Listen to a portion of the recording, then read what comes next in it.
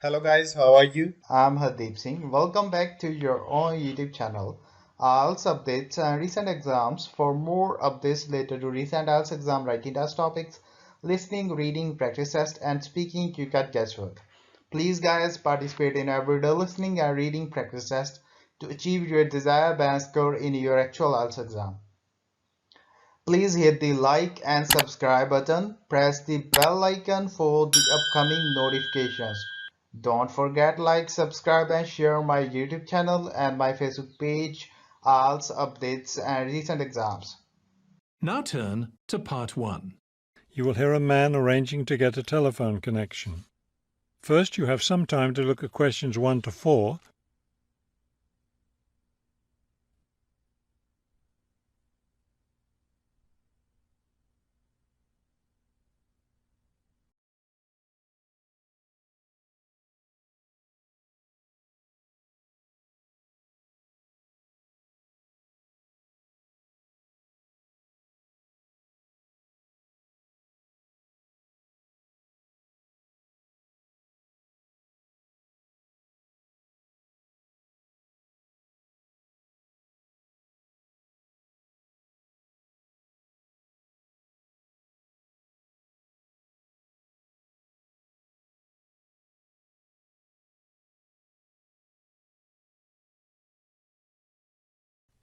Now we shall begin. You should answer the questions as you listen, because you will not hear the recording a second time. Listen carefully and answer questions 1 to 4. This is the ClearPoint Telephone Company Customer Service Office. My name is Ms. Jones. How may I help you? Yes, I'm moving and I'd like to arrange to have a phone line installed. Of course. Let me get some information from you first. May I have your name, please? It's Kramer, Harold Kramer. And would you spell your last name for me, please? Kramer. M-E-R. Got it. Okay.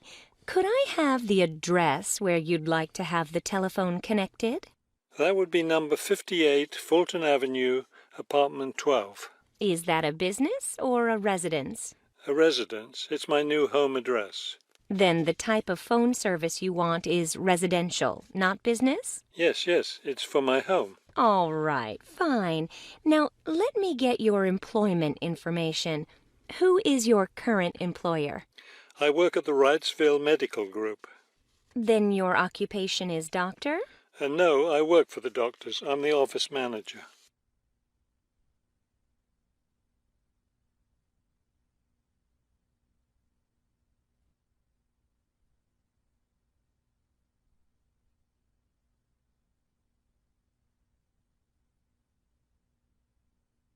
Now listen and answer questions 5 to 10. Okay.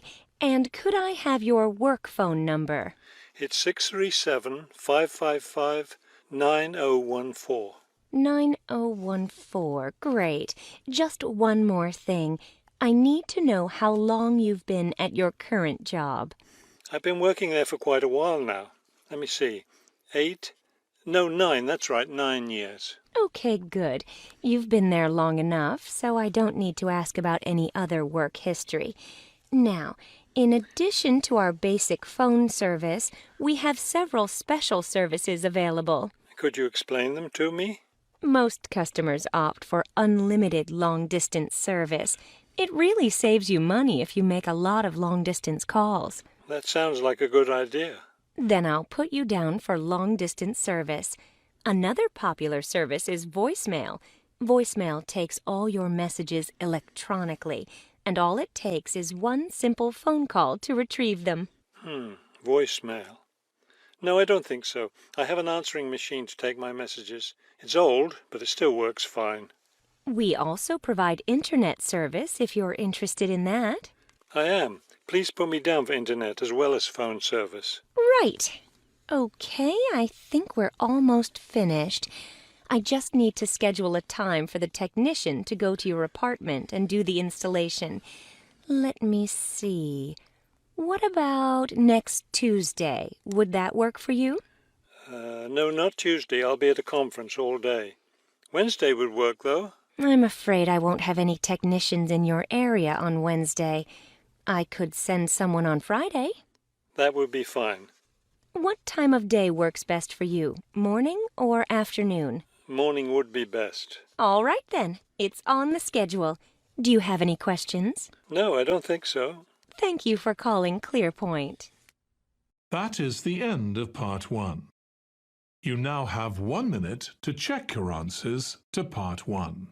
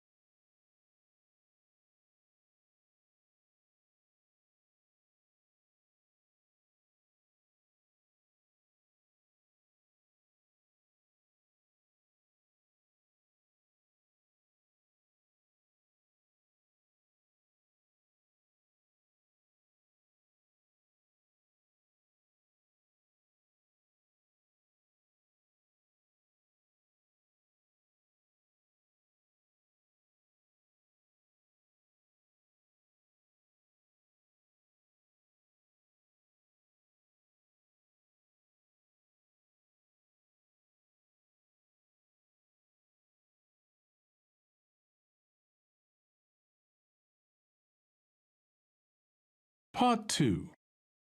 You will hear an extract from a talk given to a group who are going to stay in the UK. First, you have some time to look at questions 11 to 16.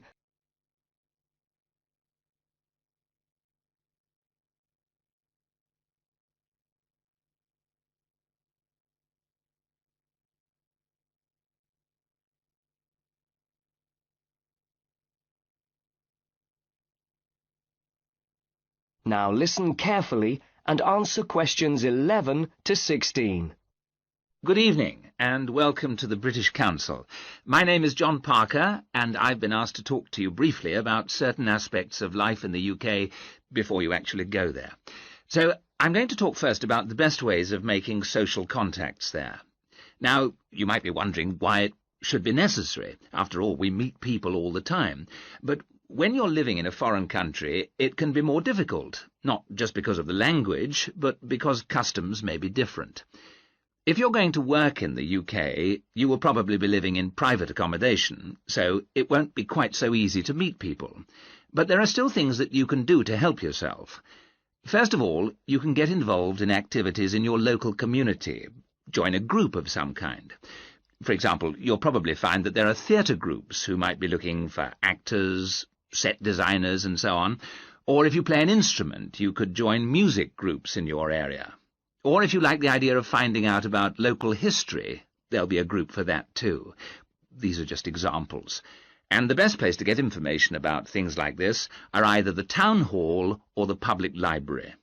Libraries in the UK perform quite a broad range of functions nowadays. They're not just confined to lending books, although that's their main role, of course.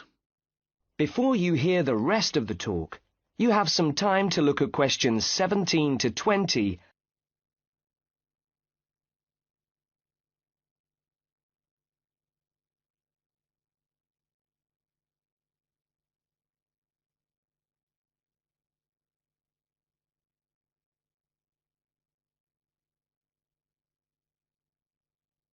Now listen and answer questions 17 to 20. My other suggestion is that you consider an evening class. There's usually a very good range of courses on offer at local colleges, things like foreign languages, cookery, woodwork, painting. Most of them cater for beginners, and you don't have to have any qualifications to join. Each course is usually for 2 or 3 hours a week, and classes usually run in blocks of 10 weeks or so. And the good thing is they're not very expensive, around £20, certainly no more than £40, depending on whether materials or equipment are provided. So you should find this affordable.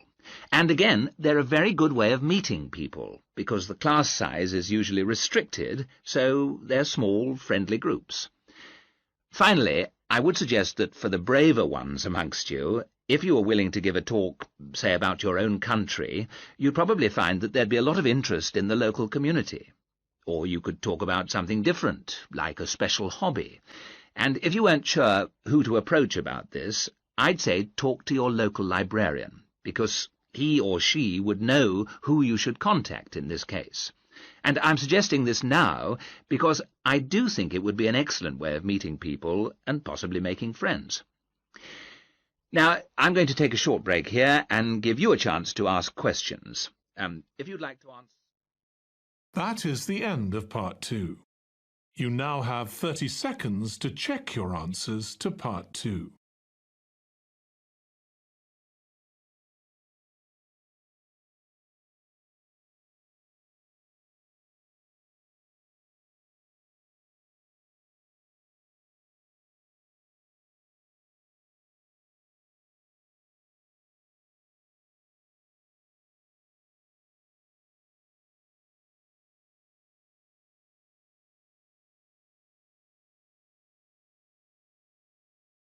Part 3. You will hear a conversation between a prospective student and a university advisor about applying to enter the university. First, you have some time to look at questions 21 to 23.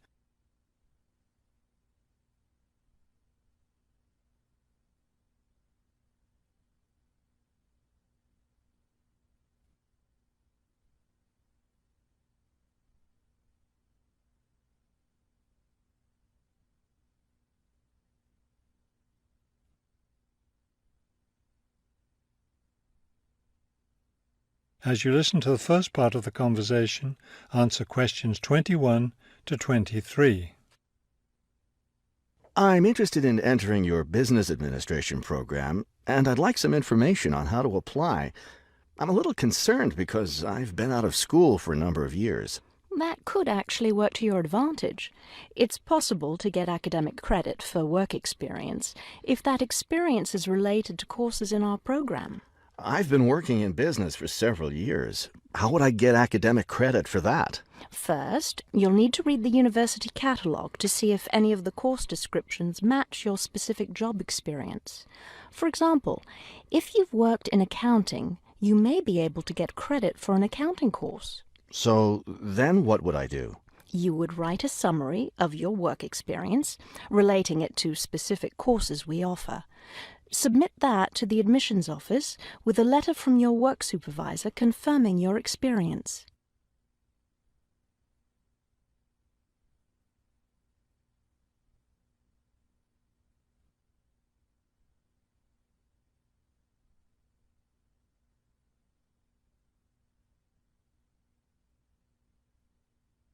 Now listen and answer questions 24 to 30. Would I submit those things at the same time that I apply for admission? That would be the best idea. Have you seen a copy of our university catalogue? Not the most recent one. I have a copy from last year. You'll need to look at the latest one. Unfortunately, I've run out of copies, but you can get one from the library for now, and I'll send you your own copy as soon as I have more available. Thank you. How does the admissions process work? Well, first you'll need to get an application for admission. Those are available in the admissions office. The application form contains all the instructions you'll need. That sounds simple enough. Of course, you'll need to make sure you meet all the admissions requirements. How can I know what those are? We have copies of the requirements lists for all university programs here in the Counselling Centre. I'll give you one before you leave today. Will I need to get recommendations from my employer or former teachers? Oh, yes, you will. The recommendation forms are available in the admissions office. Now, I don't know if you'll also be applying for a part-time job through the university work-study program. I'm considering that. How can I find out what kinds of jobs are offered? You can access the job listings from the computers in the library. Are you planning to study full-time or part-time? I want to be a full-time student. Good. Then you'll qualify for the work-study program. Part-time students aren't eligible. As a full-time student, would I be eligible for a free bus pass? No, unfortunately, we don't have those available for any of our students. However, you can apply for financial assistance to help pay for your books or for your tuition. I'd like to look into that. Do I apply for that at the admissions office? No, that's through us. You'll need to make an appointment with a counsellor. That is the end of Part 3. You now have 30 seconds to check your answers to Part 3.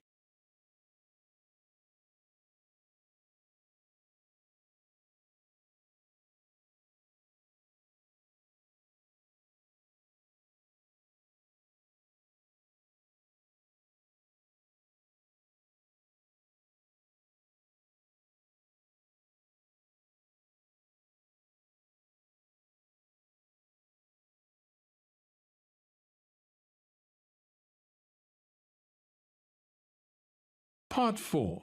You will hear part of a lecture about the Anasazi tribe of Native Americans. First, you have some time to look at questions 31 to 40.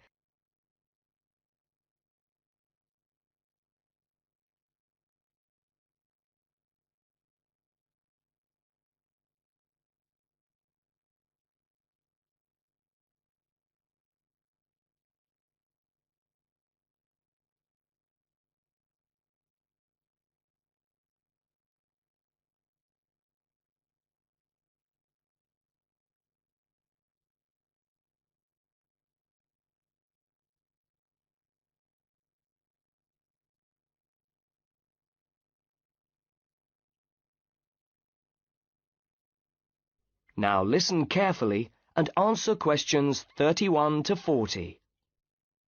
We begin our series of lectures on Native Americans by looking at perhaps the most well-known tribe, the Anasazi, who lived in the Four Corners region of New Mexico, Arizona, Colorado, and Utah between roughly 100 and 1300 AD. The Anasazi are one of the most romanticized and the most studied of the prehistoric cultures of the American Southwest. They lived in the most beautiful locations and left a wealth of evidence of their civilization. Where does the name come from? Anasazi is the Navajo Indian word for ancient ones, and the Anasazi peoples are thought to be ancestors of the modern-day Pueblo Indians of New Mexico. The main center of Anasazi culture was in Chaco Canyon, where a large number of stone houses still stand. The Anasazi emerged about 2,000 years ago and gradually evolved from hunter-gatherers to farmers. Although the early Anasazi continued to move around in pursuit of seasonally available foods, they began to concentrate their efforts on the growing of crops, corn and maize, and how to store them. They are also noted for the beautifully crafted sandals they made and for their baskets, which were exquisite. By 500, the Anasazi had settled into well-developed farming villages, which were widely scattered over the area that is now the southern part of the U.S. state of Utah. Between 500 and 750, three important changes took place. The spear was replaced by the bow and arrow. In terms of diet, the bean was introduced to form a major supplement to the diet, and people began to make pottery. By 600, the Anasazi were producing large quantities of two types of pottery. Firstly, gray pottery used for cooking, and secondly, black-on-white painted pottery.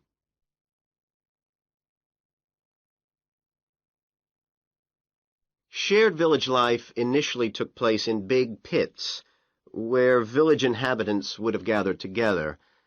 These seem to have been replaced sometime around or after 900 by large living rooms built on the surface. These became year-round structures through the invention of ventilation systems. The house style of this period became known as the unit pueblo, and with the development of good masonry techniques, the wooden pole and clay brick architecture fell out of use. The Anasazi population peaked just under 1,000 years ago, between 1050 and 1125. Around that time, the Anasazi constructed several roads, some reaching 9 meters across.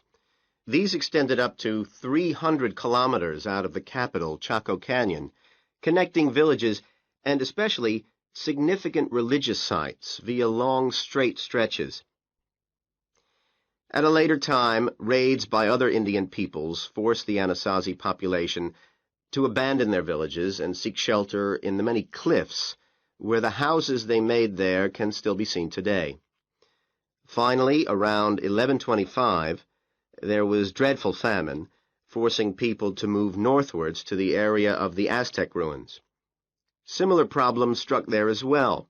This was around 1275, and the Anasazi people were pushed to migrate again, this time southwards to what is now New Mexico. Various theories attribute the decline of the Anasazi culture to diminished resources, population increases, and the breakdown of social structure. Although the Anasazi eventually died out, their main descendants, the Hopi and Zuni tribes, now occupy reservations in Arizona and New Mexico. It's thought that the Hopi tribe, which we will cover in a later talk, That is the end of part 4. You would now have 10 minutes to transfer your answers to the answer sheet. So guys, don't forget like, subscribe and share my YouTube channel and my Facebook page, IELTS updates and recent exams. For more updates related to recent IELTS exam writing test topics, listening, reading, practice test and speaking, you got guesswork. Please guys, participate in everyday new IELTS listening and reading practice tests to achieve your desired band score in your actual IELTS exam. For more IELTS material, visit my official website www.ieltsupdatesandrecentexams.com. The link is given below in the description. If you need PDF files of latest IELTS material, then please join my Telegram channel. So guys, please write your score below the comment section. Again, thanks for listening. God bless you all guys. Stay tuned, stay safe.